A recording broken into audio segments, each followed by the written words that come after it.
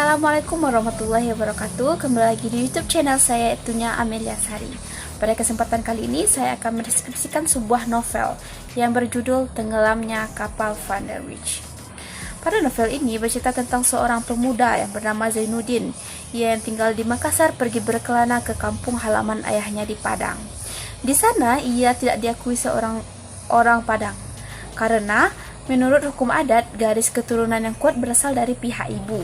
Sedangkan ibu Zainuddin adalah orang Makassar. Zainuddin jatuh cinta pada Hayati, seorang gadis desa yang cantik dan berasal dari keluarga yang taat adat. Sayangnya, cinta Zainuddin harus berhalang karena keluarga dan ketua adat tidak setuju Hayati menikah dengan Zainuddin yang dianggap tidak sederajat. Hayati pun menikah dengan kakak dari temannya yang bernama Aziz. Zainuddin yang patah hati merantau ke Pulau Jawa dan menjadi seorang penulis yang terkenal di sana.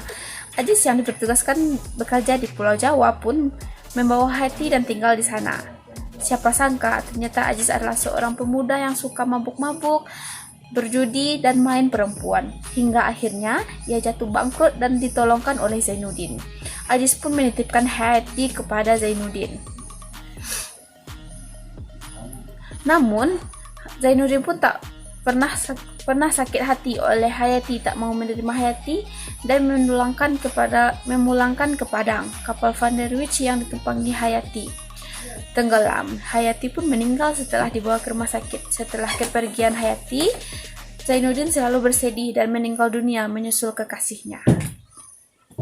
Audio Jungle.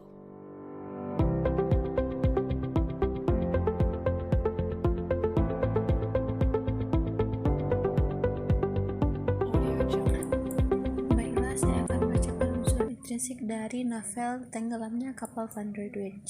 Yang pertama yaitu tema. Novel karya Hamka yang berjudul Tenggelamnya Kapal Van der Wijk yang bertema tentang cinta yang sejati, tulus dan cinta setia antara laki-laki dan perempuan, tetapi tidak dapat dipersatukan dan tak tersampaikan karena tradisi adat Minangkabau yang begitu mengikat dan terlalu mendiskriminasi adat lain yang pada saat itu. Yang B yaitu alur. Menggunakan alur maju, karena di dalam novel tersebut banyak mengulang kisah masa lalu dari kehidupan Zainuddin, seperti contoh dari awal cerita novel tersebut.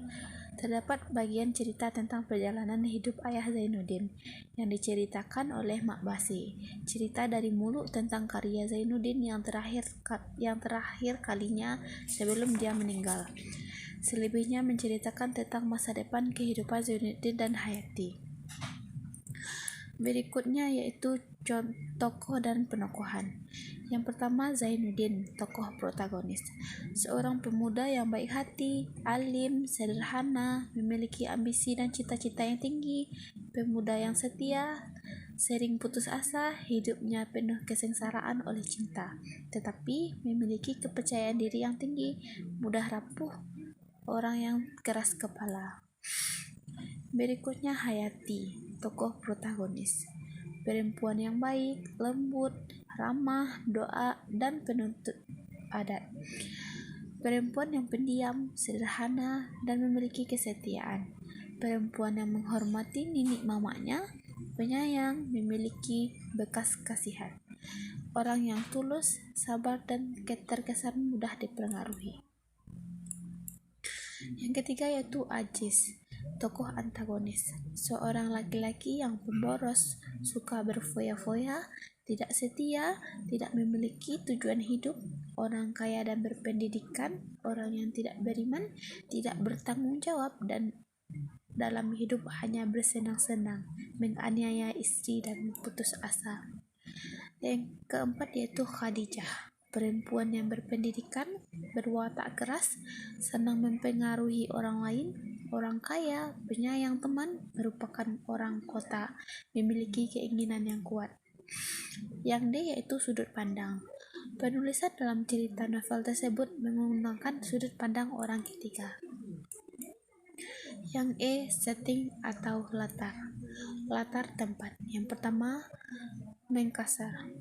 tempat Zainuddin dilahirkan. Yang kedua, Dusun Batipuh, tempat Hayati tinggal dan bertemu dengan Zainuddin pertama kali. Yang ketiga, Padang Panjang, tempat Zainuddin pindah dari Batipuh untuk mendalami ilmu dan tempat Khadijah tinggal, tempat adanya pacuan kuda dan pasar malam. Yang keempat yaitu Jakarta atau Batavia, tempat Zainuddin dan temannya muluk pertama kali pindah ke Jawa. Yang kelima yaitu Surabaya, tempat Zainuddin tinggal dan menjadi penulis, tempat pindah kerja Ajis dan Hayati. Yang keenam, Lamongan, di rumah sakit, tempat terakhir kalinya Zainuddin dan Hayati berdialog sebelum meninggal. Latar waktu pada novel Tenggelamnya Kapal Van der Wijk ini yaitu siang dan malam. Latar suasana yang pertama mengharukan saat Hayati menerima cinta Zainuddin ketika Zainuddin menyatakan lewat surat dan bertemu di benteng sawah milik Datuk. Yang kedua menyedihkan ketika Zainuddin hidup dengan sengsara. Permintaan Zainuddin ditolak oleh keluarga Hayati ketika Hayati meninggal. Yang yaitu gaya bahasa. Gaya bahasa dalam novel Tenggelamnya Kapal Van der Wijk menggunakan bahasa Melayu kental dipadukan bahasa Minang, sering pula menggunakan bahasa Pegadaian. Yang F yaitu amanat.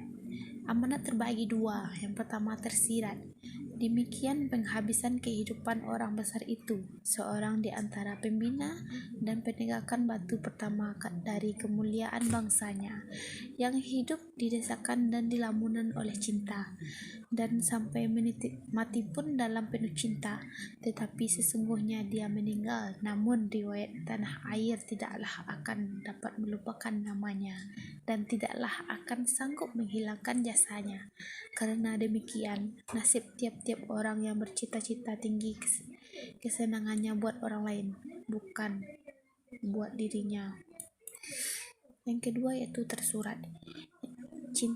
Jika cinta itu tulus dari hati yang sebenarnya, maka cinta itu tidak perlu memaksakan untuk memiliki.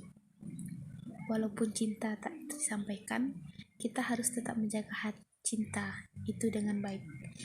Dalam hidup kita tidak boleh mudah putus asa dan harus selalu memiliki tujuan hidup. Berikutnya unsur ekstrinsik. Latar belakang. Haji Abdul Malik Karim Amrullah adalah nama yang tidak sering asing di telinga masyarakat. Bahkan nama Buya Hamka disebut, tentu orang sangat kenal dengan sosok beliau. Pahlawan nasional ini populer sebagai seorang ulama, pujangga kemerdekaan, anggota konstituante, aktivis Muhammadiyah, dan akademis. Hamka dikenal dengan karya-karya yang mengunggah di antaranya Tenggelamnya Kapal Van der Wijk, Di Bawah Lindungan Ka'bah, dan Tafsir Al-Azhar adalah sederetan karya monumental. Karya ini identik berkisah percintaan yang mendayu-dayu, kecuali buku serius mirip Tafsir Al-Azhar yang beliau tulis dalam terali besi pada era Orde Lama.